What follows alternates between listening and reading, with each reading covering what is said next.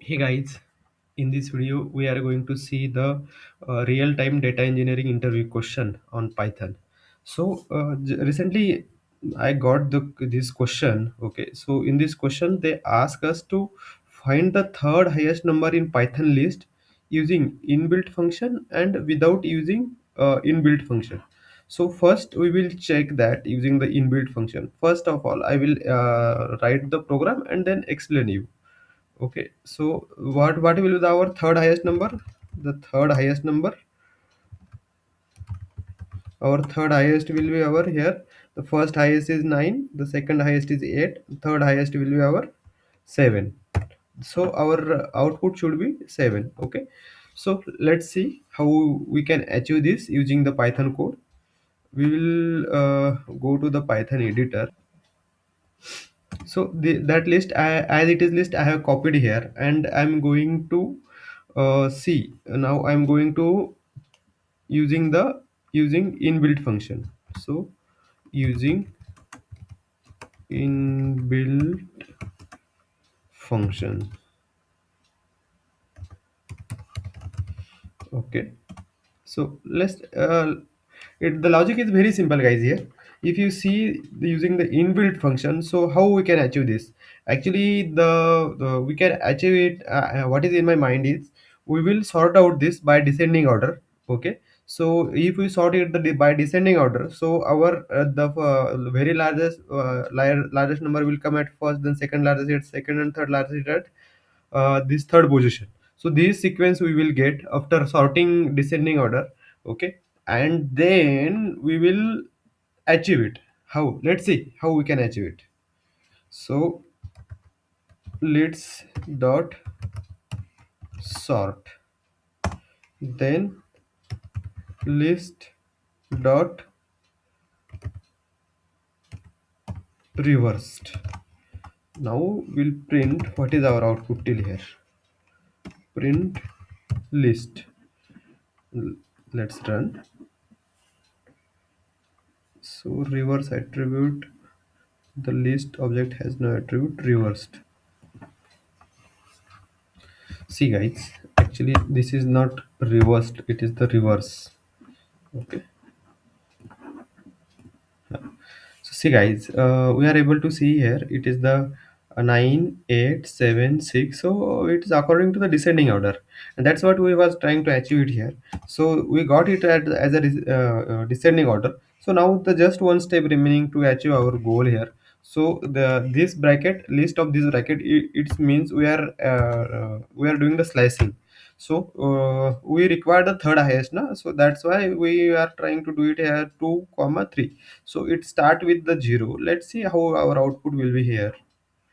2 comma 3. So what is our expected using the inbuilt function? Inbuilt, using inbuilt, it is the third highest. Okay, we have achieved it here. Let's see for the without using inbuilt. Without using inbuilt, without using inbuilt function, how to achieve this? Let's try. For I in list, for I in list, as of now I'm commenting it here because it can give us the, not can give the error, but let's see. For I in list, if I means the whatever the value we will get, I greater than, record the variable here, I greater than first, and then need to declare the first also. First, then we need three variables here. First equal to 0, then second equal to 0, then third equal to 0. Okay, and then the third equal to second, then second equal to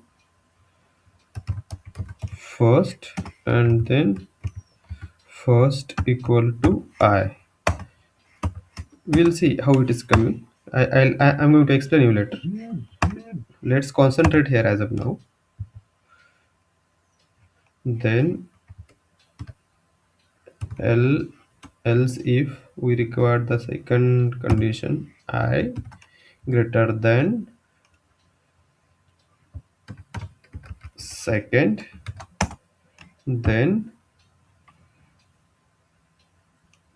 then third equal to second, and second equal to I. Then again we required one more if here, L else if I greater than second, then third equal to I. Okay. I think our logic is finished here.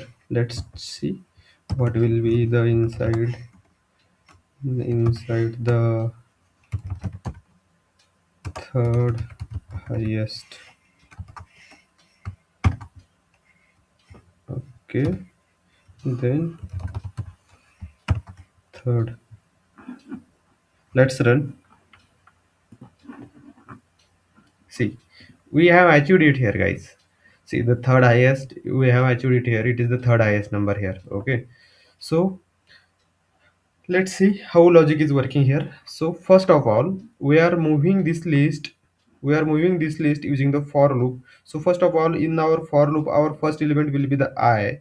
Then we are checking if I is greater than first. In first, what is the value in the first? It is the 0 only. Okay, then I greater than first, then this condition is going to true. And then first, for the first variable, it's C, first variable, it will be the third equal to second, second equal to first. Third is here as of now. Third also 0, second also 0, second also 0, and first also 0. So as of now it is 0 is here only to the this second. But here, how is this, the first is coming here, we are assigning the I to the first. So the whatever value we inside in the I, that is going to assign to this first. Okay, and then it will check for the next loop also, but next condition also. If it is happening true, then it will go to the next condition. But see, as of now, see here. So see, second, okay, first, we have assigned this I, whatever the value of I, it is assigning to the first. Then first is coming here again. Now what happening, this second, the second is 0 here as of now. In the third loop also, it will be the second will be the 0, then 0 assigning to the third. But here second, we are assigning first to the second, and again the whatever value inside the I, we are assigning to the first. And again it will move for the next loop. Now in our for loop, the next the second element is the 4, the third element is the 1. When it will go here, at that time, the whatever value inside the second, what value will be the inside second, it will be the first is the second. Okay, then third will be the second, then third second will be the first, and then first will be the I. So like this way it is finding.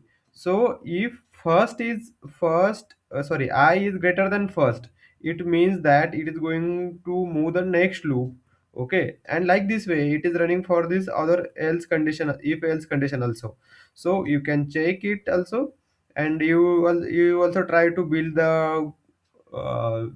this program. And if you have any doubts, you can comments me here.